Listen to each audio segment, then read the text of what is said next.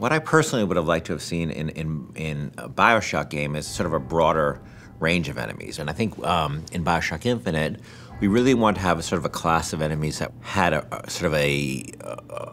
more imaginative range of powers. And we came up with this concept called the heavy hitters, who are enemies that are sort of used to not just be more powerful, but also to augment the abilities of the more traditional BioShock enemies. You're gonna come across them in certain areas of the game, and they're gonna provide a really unique challenge. Red is the price of liberty. You know, we wanted an AI that really expressed sort of the very sort of clear system of beliefs that founders have, and a heavy hitter that would sort of represent that.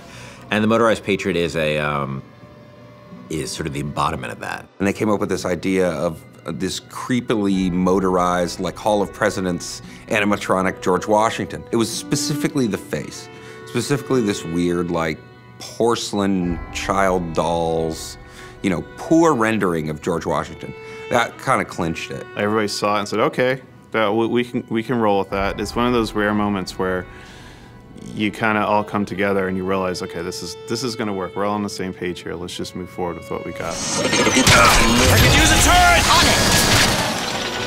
Booker, the gear! So the Motorized Patriot, a couple of things make him really special besides the aesthetic of him. One is that he's, unlike most of the enemies, he's completely fearless.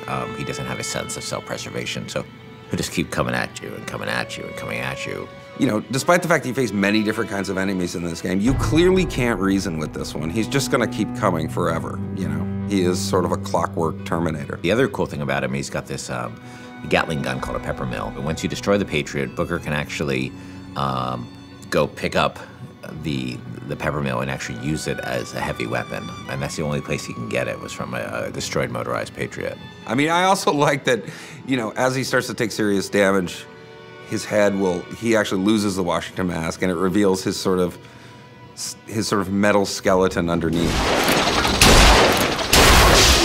The thing I like most about this guy is that I think he's pretty readable as what he does. You know, he's a fairly simple guy. He's not a Swiss Army knife. He's a guy with a big gun, and I think that reads pretty well. He's got this incredible sense of heaviness. He's relentless, and just hearing sort of the things he's saying is both funny and kind of terrifying. But he's, you know, a deadly, deadly enemy.